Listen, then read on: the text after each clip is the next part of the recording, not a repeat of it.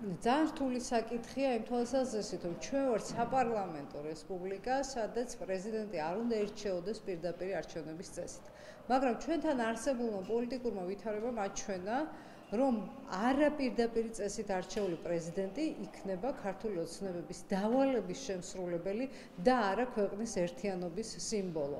შესაბამისად, როდესაც დღეს მოქმედი პრეზიდენტი, რომელიც ქართული ოცნების მხარდაჭერით იქნა არჩეული, მაგრამ მასა გამყარებული თითოეული ამორჩევლის ხმით საკუთარი პოზიცია საკმაოდ დიდი მნიშვნელობის მატარებელი ყოფილა. ამიტომ ვფიქრობ, რომ ეს წინადადება არის ძალიან სერიოზულად განსახილველი, იმიტომ რომ თუ არ იქნება საქართველოს პრეზიდენტის არჩევნები პირდაპირ წესით, ეს ნიშნავს, რომ ის ინსტიტუცია, რომელიც გამოეცალა დღეს ქართულ ოცნებას, დაუბრუნდება ისევ ქართულ ოცნებას და არ დარჩება არც ერთი კონსტიტუციური ორგანო დამოუკიდებელი ამ ქვეყანაში.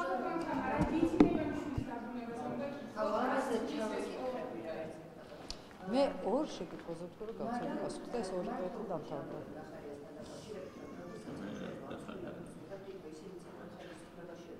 ახლა შეიცვალა ეს პოზიციები და ეს პრეზიდენტის საკითხზე მეუბნებით, ხო? კი ბატონო.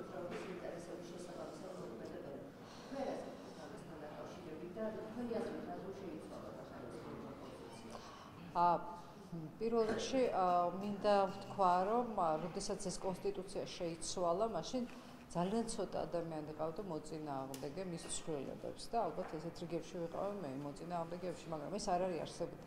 არსებითი არის ის, რომ ქართული ოცნება თვითონ როგორი ცვლილება ამას ვერ ხედავს. ანუ ქართული ოცნება ყოველდღიურად ცდილობს საკუთარი ძალაუფლების გაძლიერებას. ეს იქნება უკანონო გადაწყვეტილებები, ეს იქნება კანონის საკუთარი ინტერესებზე მორგება და ასე შემდეგ. ამიტომ მათ ის კი ნუუკვირთ, რომ გახარიას პოლიტიკური გუნდი იქნება, ნაციონალური მოძრაობა იქნება თუ ნებისმიერი ოპოზიციური პირი ხმას ამოიღებს და რომ შეეწინააღმდეგებიან ამას, ეს კი არ უნდა უკვირდეს, არამედ ის იმაზე უნდა დაფიქრდეს, რატომ იღებს ეს ხალხი განსხვავებულ გადაწყვეტილებებს და შემოთავაზებები რატო აქვს განსხვავებული. შემთხვევით იმიტომ ხო არა, რომ ისინი უკვე ზეჭარბი ძალაუფლების მფლობელები არიან. თავარი და მნიშვნელოვანი არის ის, რომ საკუთარი მანკიერებები დაინახოს ქართულმა ოცნებამ ამ პროცესში, როდესაც ის ადამიანები, რომლებიც მათ გვერდით იყვნენ, დღეს არ არიან მათთან და მიუთითებენ საკუთარ ხარვეზებს. და ბიძინა-ივანიშვილზე უნდა ვკითხოთ, რასთვის ბიძინა-ივანიშვილის ფორმალურად დაბრუნება პოლიტიკაში, როგორც არის მართლა პოლიტიკური პროცესები და იწინა საარჩევნო თქვენ როგორ ფიქრობთ, ვინ ვისთან გაერთიანდება ოპოზიციურ ფლანგზე და რამდენად აუცილებელია გარკვეული ალიანსები მაგას ოპოზიციურ ველზე? კარგი, მაინც კი პასუხობთ, მე სხვა კითხვას არ ვუპასუხებ. პირველი, ბიძინა ივანიშვილი დაბრუნდა საჯარო პოლიტიკაში მხოლოდ ქართული ოცნების პარტიის თავმჯდომარის, საპატიო თავმჯდომარის სტატუსით. ეს პრაქტიკულად არაფერს არ ცვლის, იმიტომ რომ ჩვენ ძალიან კარგად ვიცით, რომ ბიძინა ივანიშვილს ჰქონდა ძალაუფლება და მას ეს ძალაუფლება დღესაც აქვს. შეიძლება ვითარება მაშინ, როდესაც ბიძინა ივანიშვილი რომელიმე საჯარო თანამდებობას დათანხმდება. ეს ნიშნავს, რომ მას მოუწევს საჯაროდ გამოსვლა.